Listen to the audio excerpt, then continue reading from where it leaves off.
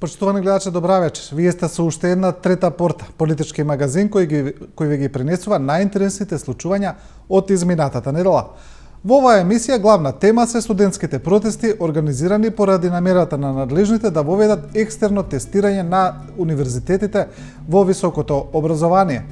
Владата излезе со став дека протестите на студентите се организирани од страна на опозицијата, од страна на СДСМ во насока на остварување на нивните интереси. Студентите одговорија дека тоа не е точно, дека се организирани сами и дека нема да прифатат екстерно тестирање, но во јавноста потоа излегоа и некои други моменти, имено владата сега вели дека не се работи за екстерно тестирање, туку за државен испит. Овие реакции се најинтересни и затоа нив ќе ги видиме во трета порта, ќе видиме анализи, колумни, статуси на социјалните мрежи поврзани со оваа тема околу самиот термин дали се работи за екстерно тестирање или државен испит. Почнуваме со ставот на премиерот Груевски по студентските протести, кажа на неколку национални телевизии и пренесен од доста медиуми. Така, премиерот Груевски појаснува. Државниот испит за студентите ќе се полага од 2017 година. Еве, ова е дел од неговото интервју и еве дел од неговата изјава. Ние од прва објавивме дека ќе одиме со државен испит, дека тоа го разгледуваме, но кога опозицијата виде дека со ова може да ги навлече студентите и младите против владата и владеачките партии, го смени зборот државен испит во екстерно за да ги наелектризира и да ги насочи кон протести и создаде целосна забуна. Јас не знам зошто протестираат овие студенти, тие нема да полагаат државен испит, не се запишани по тој закон. Ова го прашува премиерот Груевски.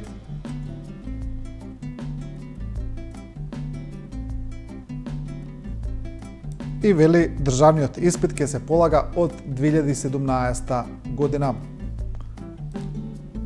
Продолжуваме со одговорот на студентите на студентскиот пленум, кој застана како еден од организаторите на студентските протести. И тие го велат следното. Студентскиот пленум до Груевски. Владината политика во образованието не извади на улица.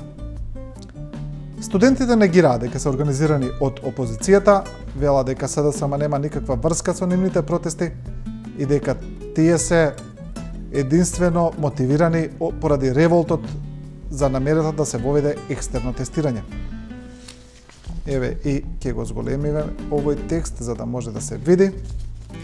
И пораката на студентите е следната. За жал, државните институции повторно покажаа дека не се подготвени да се справат со конструктивна критика и се обидуваат да ги делегитимираат активностите на пленумот на начин кој не и прилега на една политичка структура. Повторуваме, студентскиот пленум не е инструиран од ниедна опозицијска партија или други видови на политички организации. Според пленумот, очигледно е дека институциите го прифатија аргументот на студентите дека со неможноста да се продолжат студиите се ограничува правото на образование на студентот, инаку немаше да се повлечат од нивната првична намера да воведат можност да се полага испитот неограничен број пати. Ова е одговорот на студентите до премиерот Груевски и тие велат владината политика во образованието не извади на улица. Е сега, околу терминот државен испит, екстерно тестирање има доста реакции, особено на социјалните мрежи, ќе видиме дел од нив. Еве, новинарот Срđan Стојанчов пишува: не било екстерно тестирање, ама надворешна евалуација. Не било врат, шија било. И со објаснување за терминот се јави и професорката Мирјана Најчевска, која го образложува самиот термин екстерно тестирање, што значи, и вели дека државен испит, надворешна евалуација, екстерно тестирање се работи за една иста работа, спакувана во различни термини.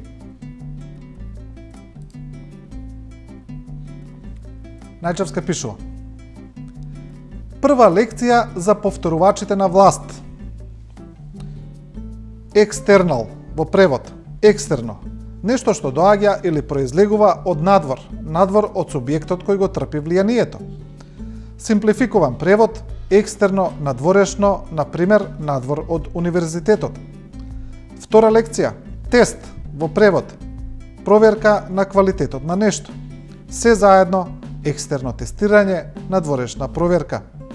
Го молам премиерот, заедно со сите своји гласноговорници да го напише ова 100 пати до утре. Потоа ќе го испрашам, па преоѓаме на наредната лекција. Професорската Најчевска, остра, како и секогаш, и се разбира провокативна во своите надписи, во своите објави.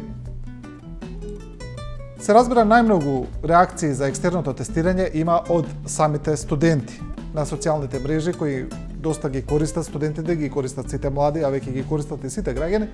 Тука има најмногу пишувања за ова, па така дел од студентите велат дека оние кои застанале како организатори на протестите, особено во другите градови во Македонија, веќе почнуваат да се повлекуваат од намерата за протести и велат дека позади ова се гледа некаква тенденција. Еве една од студентките напишала: ги скршија уште пред да се исправат. И тука е објавен Facebook статусот на Андреј Јовановски, за кој се вели дека бил еден од оние кои организирале протести во Универзитетот Гоце Делчев во Штип. Почитувани колеги од Универзитетот Гоце Делчев, во овие неколку дена многу работи се разјаснија околу екстерното, тоест државниот испит.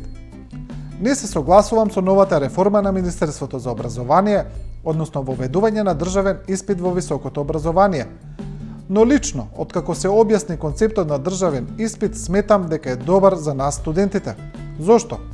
Затоа што нема врска дека оној кој паднал на испитот нема да може да продолжи со учење. И нема врска дека ќе влијае на оценките што сме ги добиле. Затоа што нема да зависи испитот од екстерното. Прашањата ќе бидат дадени однапред да се научат со цел стекнување минимално знаење од струката. После тоа ќе се вреднува нашето знаење на сметка на купените дипломи на пазарот на трудот. Прилично интригантен надпис и тој предизвика доста реакции меѓу студентите. Еве дел од нив, ќе видиме дел од коментарите на Facebook статусот. Се воведува екстерно тестирање за сите студенти. Ден 2 се воведува, ама се уште нема став како ќе изгледа екстерното тестирање. Ден 3 ќе има екстерно тестирање, ама за новите генерации и се уште не се знае во каков модел. Ден 4 студентите се залажувани од страна на СДСМ, нема екстерно тестирање, него државен испит и презентираат во кој модел. Премиере, министре, за вакво прашање ставот не се менува секојдневно и не се донесува одлука од денес за утре. Еве уште една реакција. Што сака да каже авторот со купените дипломи? Најверојатно се мисли на приватните универзитети, претпоставувајќи дека тие што дипломирале на такви високообразовни институции немаат знаење, ама најверојатно и заборавил дека тестирањето ќе важи за сите студенти. И каква е таа цел? Стекнување минимално знаење од струката. Кон такви професионалци ли ќе целиме со елементарни познавања од областа за која учеле неколку години? Кога тој веќе се согласува со екстерниот државен испит, добро би било да му дадат и прашање од македонската граматика, за да научи дека Министерството за образование се пишува со голема буква, а не образованието. И ќе го видиме одговорот на Андреј Јовановски на сите овие приметби од неговите колеги. Вака, сега гледам дека има убава слика од мене тука, да разјасниме нешто.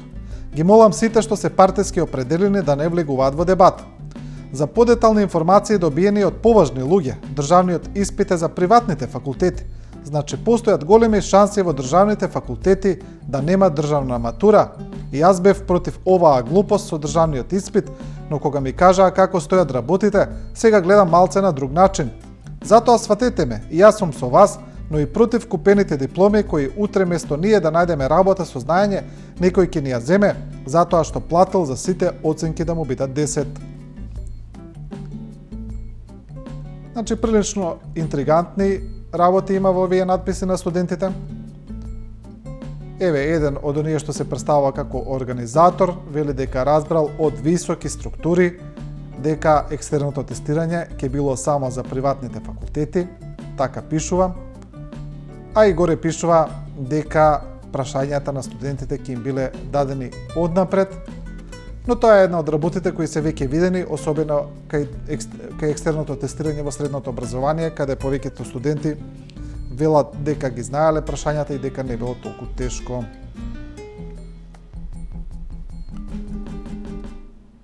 Тоа се реакциите во однос на екстерното од страна на студентите.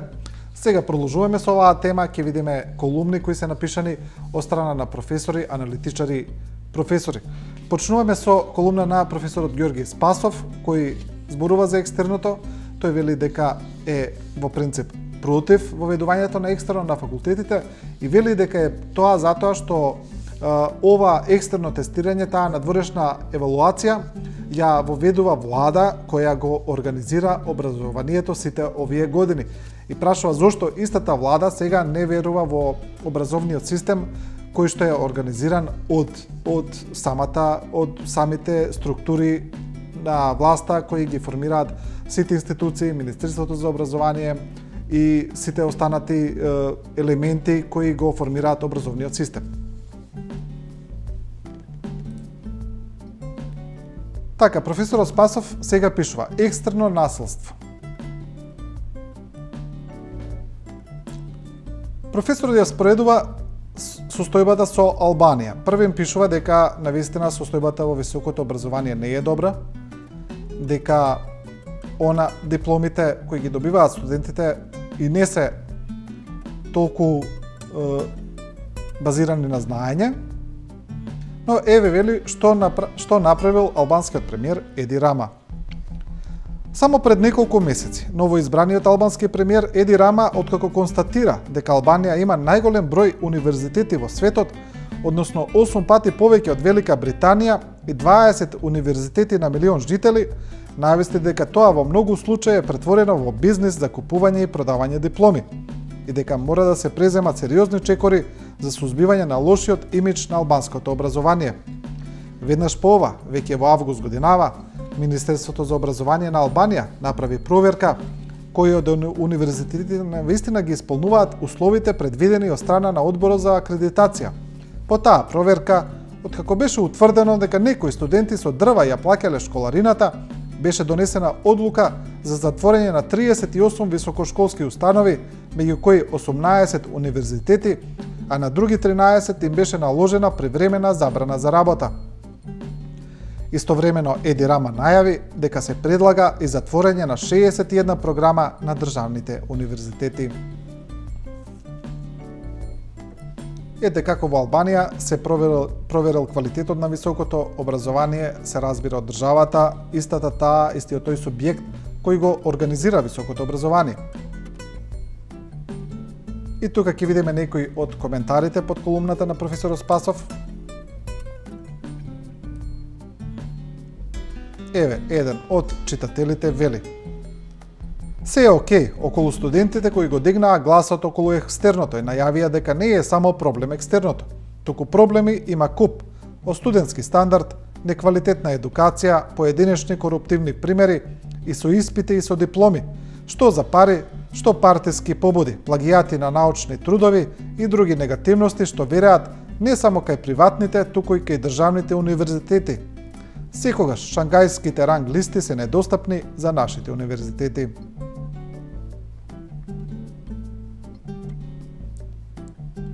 Тоа е реакција на колумната на професорот Спасов екстерно насилство.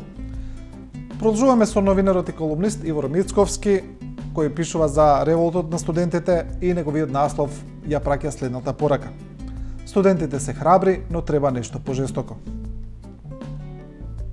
Насловот е јасен сам по себе, што сака да каже Мицковски, и еве дел од неговата поента. Самиот факт што излегле како нешто ново, со нов јазик за своето, тие излегле и за нашето, и за сите нас, кои тоа не го правиме. Што значи овие млади разбираат, чувствуваат, се борат и за нас, иако тоа не треба да го прават. Во ова авторитарно и катастрофално секојдневие, каде мнозинството луѓе се ограничуваат да мислат само за своите пари и кариери, голем дел од народот мисли, верува дека и нашите млади исто размислуваат, дека сакаат повеќе од истото. Епа не е така. Напротив, се обидуваат да мислат на еднината, а ние, сите ние постари од нив, треба да се засрамиме. Треба да се засрамиме што само нешто чекаме, а уште повеќе да се засрамиме ако како граѓани не им дадеме солидарност на студентите.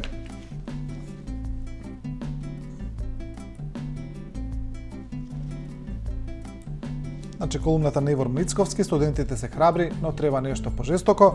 Продолжуваме сега со една интересна колумна, еден интересен надпис, како што е познато во јавноста, веќе постои тренд во Македонија сите вести да се илустрираат, да се сатиризираат на некој начин со тие паравести, со вести кои се смешни, кои се извадени од контекст, но тоа е тренд во целиот свет и тоа веќе се нарекува, кај нас има сајт Коза Ностра кој ги прави редовно овие вести, а еве дел и од една колумна на Владко Василј, познат Facebook активист. Реформите во образованието продолжуваат и децата од предучилишна возраст ќе полагаат за екстерно. Не може секое дете што ќе каже песничка, што ќе нацрта цртеж или ќе направи колаж да добие петка на раката. Не може родителите, бабите и дедовците, па дури и тетките, кога сакаат да им напишат петки на рацете од децата, да бидеме реални. Некои од децата не цртаат или не рецитираат за петка и затоа треба да се напише четворка, тројка, па и единица. Сепак тие оценки треба да се заслужат, а нашата идеја е тоа да биде од раната возраст. Само така ќе може да направиме генерации кои преку понатамошни филтри, како што се екстерното тестирање во основните и средните училишта, ќе вредат да ги задржиме во државата или без проблем да ги пуштиме да заминат во странство. Тоа е колумната на Владко Василј. Реформите во образованието продолжуваат и децата од предучилишна возраст ќе полагаат екстерно. Хуморот никогаш не е на одмет, а во последно време често го има во македонските медиуми, особено на социјалните мрежи. И сега и останатите колумни кои се напишани во оној политички контекст кои ги таргетираат останатите политички случувања, некако не можеа да се одлепат од впечатоците за студентските протести. Па така во сите нив, иако зборуваат за други теми, провејува овој елемент, значи протестите се тука, тие се споредуваат и со други работи, ќе видиме и за тоа. Почнуваме со колумна на Бранко Тричковски, која е насловена Оф Амана, Аман, Аман. Значи дупло Аман. Овој па таа е постирана на неговиот Facebook статус и ќе видиме дел од неа.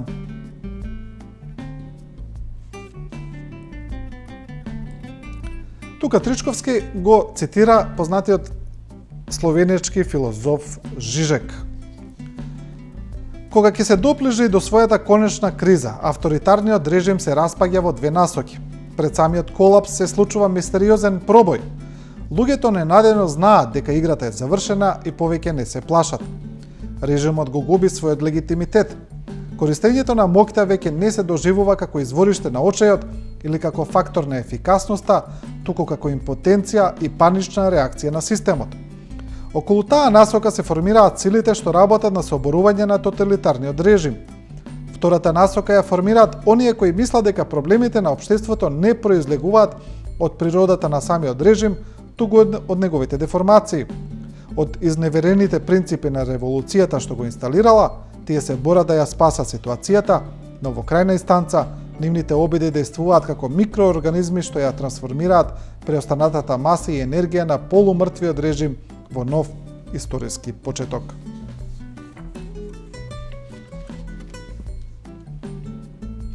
Тоа е колумна на Бранко Тричковски Оф Аман, Аман. Продолжуваме со колумна на Драган Павловиќ Латас, неговата редовна колумна понеделнички, овој пат насловена како Брзина, и таа зборува за стратегијата на опозицијата. Драган Павловиќ вели дека главниот проблем на стратегијата на опозицијата е што таа не може да биде артикулирана во јавноста, значи таа не е јасна и не допира до граѓаните според Драган Павловиќ. Еве дел од колумната. СДСМ доцни редовно, па ефектот од вложена енергија му е мал, затоа што постојано им недостасува брзина, плюс традиционално им недостасуваат информации. Кога се појави екстерно за студентите, 3 месеца не знаеа што со тоа. Кога излегоа студентите на протест, Груевски веднаш реагираше со трансформација на предлогот, менувајќи го во подносливи рамки. Така уште еднаш СДСМ се успа и пропушти шанса. А за новите даноци кон хонорарците и авторите не почнале да размислуваат, а времето тече. Во СДСМ истите луѓе се учесници на 8 изборни процеси и редно е да преминат кон преквалификација. Не може да бидеш до толку неинформиран и бавен, а да бидеш успешен политичар. Нека пробаат нешто друго, би биле подобри.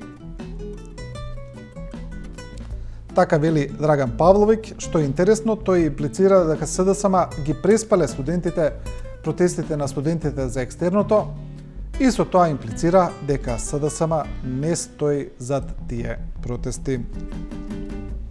Продолжуваме со колумна на Димитар Мирчев, професорот, инаку како што е познато на јавноста, професорот Мирчев е дел и од надворешниот советнички тим на председателот Иванов, па така оваа колумна за многумина познавачи доаѓа како изненадување. Професорот Мирчев вели дека ги поддржува протестите на студентите, во принцип го поддржува правото на протест, но тука професорот Мирчев прашува и за други моменти, прашува како е можно државата да пропушти дел во своите училишта, да нема грејење, да нема струја, да нема инсулин за диабетичари, и еве дел од неговата поента. Едноставно, одговорните се однесуваат неодговорно, си ги префрлуваат еден на друг топките на одговорноста. Во сите општини каде немало мазут или струја за школите, градоначалниците се од власта. Не може да се излекуваат на власта ниту пак оние кои ги напаѓа своите градоначалници. Опозицијата нема врска со тоа. Како блокирани сметки заради долгови на држава, а долговите ги направила државата, без разлика дали е тоа министерство или локална самоуправа. Зошто пак за струјата и мазутот, и инсулинот, и реагенсите не им текнало во јули или август? Имале доволно време да го решат проблемот. А како пак државата ги гони и казнува они од приватните фирми што не се ги плаќаат долговите на време, а самата не се ги плаќа долговите? А сите имале доволно време да ги известат за состојбите и родителите, и пациентите, и студентите, и јавноста. Некој решение ќе се нашло, ако не друго со донации. Но очебено ни недостасува култура на диалог, култура на транспарентност на претходни консултации за политички одлуки. Без разлика што мислиме за кризите, струи, мазути, инсулини, реагенси, екстерни испити, децата не одат и не одеа на школо и се уште не одат, а утре може и други деца да не одат и други пациенти да им недостасува нешто, а повеќе студенти да се спротиват на реформите. Значи, познавајќи ги околностите, доста познавачи на состојбите се изненадени од колумната на професорот Мирчев, во која остро се критикува државата поради неодговорноста да се спречи недостатокот на основни материјали во здравството, школството и во секојдневниот живот. Еве колумна на главниот и одговорен уредник на Дневник, Дарко Јаневски, кој зборува исто така за протести, но овој пат за други протести. Јаневски зборува за протести во Америка. Па така, Јаневски ги споредува протестите во градот Фергусон со протестите за Смилковското езеро одржани во Македонија и прашува дали Америка има двојни стандарди. Има и друга разлика. ниту една држава не се обидува сега на американците да им дели лекции по повод оваа катастрофа што го презентира нивниот судски систем и која овозможи одново на виделина да излезе расната поделеност на тоа општество. Сеедно што направи што наредните 10 председатели на САД може да не бидат белци, за разлика од тоа, не е мал број на случаите каде токму САД и некои негови сојузници биле директно вмешани во согурување на нередите во разни земји во светот, како сегашните во Фергусон, до степен да прераснат во отворена борба против уставниот поредок на конкретната држава. Сега ниту еден амбасадор на странска држава во САД не вели дека интерес на владата е да се разбере и да се ја признаат нивната загриженост за протестите во Фергусон. А место за таква изјава има десетици и стотици пати повеќе отколку во случајот со Монструм. Значи, тука Јаневски приговара на изјавите на американскиот амбасадор Волерс за протестите околу Монструм.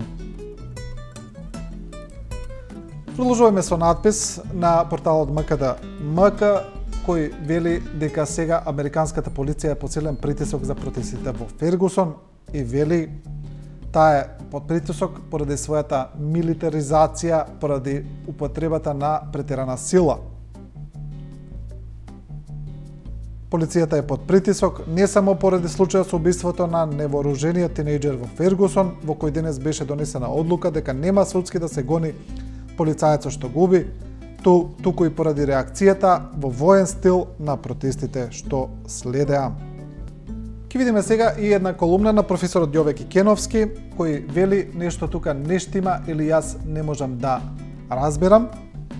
Тој прашува за изјавите на председателот Ѓорѓе Иванов, како што е познато на јавноста, и професорот Кикеновски беше председателски кандидат во обид, и сега пишува. Председателот Иванов вели: со радост можам да кажам дека денес Македонија има најбрзо растечка економија од целиот регион, се отвораат нови работни места за младите кои не можат да чекаат години и години да ги решат проблемите кои други ги наметнуваат.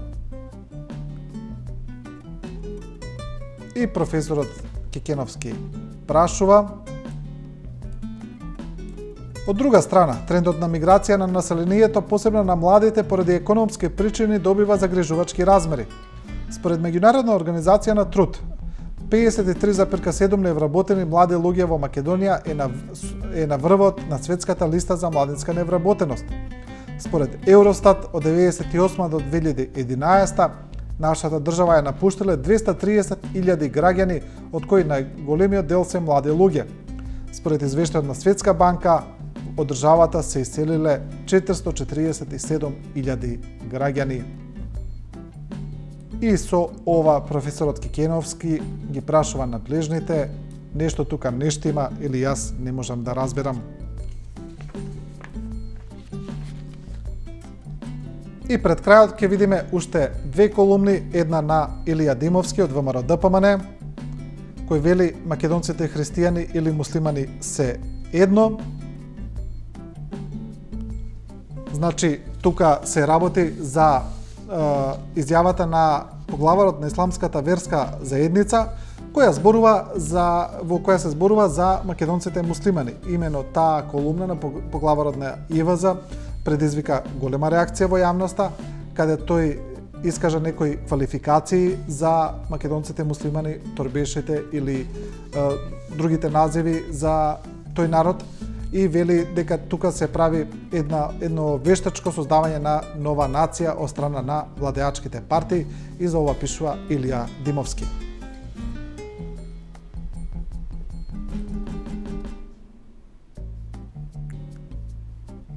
Еве дел од колумната. Македонците со исламска вероисповест кај себе го зачувале најчистиот и најубав македонски јазик, ги зачувале најубавите традиции, митови и легенди, го зачувале своето чувство за национална припадност, иако биле подложни на асимилации и негирања, исто како што биле и македонците со христијанска вероисповест. Маката што сме ја влечеле на себе иста, само туторите биле други. Затоа денес во овој век, на овој степен на развој на цивилизацијата, ниту е добро некој да се обидува да ни кажува што сме и какви сме, ниту пак самите ќе го дозволиме тоа. Историјата ја учиме да не ги повторуваме сопствените грешки, но и да не им дозволиме на истите негатори да успеат во своите стари средновековни стратегии. Тоа го вели Илија Димовски. Емисијата ќе ја завршиме со Петрит Сарачини, граѓански активист, колумнист, новинар, кој директно му реплицира на Димовски. Гледам по гнусната изјава на рейсот, Илија Димовски се загнал да ги брани македонците муслимани. Во ред, но во овој контекст баш ме интересира што му кажа Илија Димовски на делегатот на Конгресот на ВМРО ДПМН во 2011-та, кој, ако се сеќавате, тогаш на новинарите на А1 им одбруси дека се торбешка телевизија. Го искараа човекот, го укорија, го казнија во партијата. Јас, колку што се сеќавам, тогаш ја одмолчеа таа изјава. И со овој Facebook статус на Петри Сарачини ја завршуваме оваа трета порта.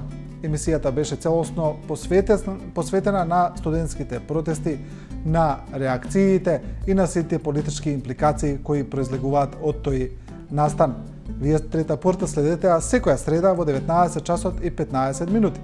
Не го заборавајте и порталот и Facebook страницата на трета порта на Facebook, каде можете да ставите лайк, можете да ставите ми се допаѓа на македонски и да коментирате. При тоа тие коментари може да бидат прочитани и во емисијата, а до тогаш не заборавајте, трета порта не ви кажува како да размислувате, туку ви ја прикажува големата слика. Останете со програмата на 24 вести.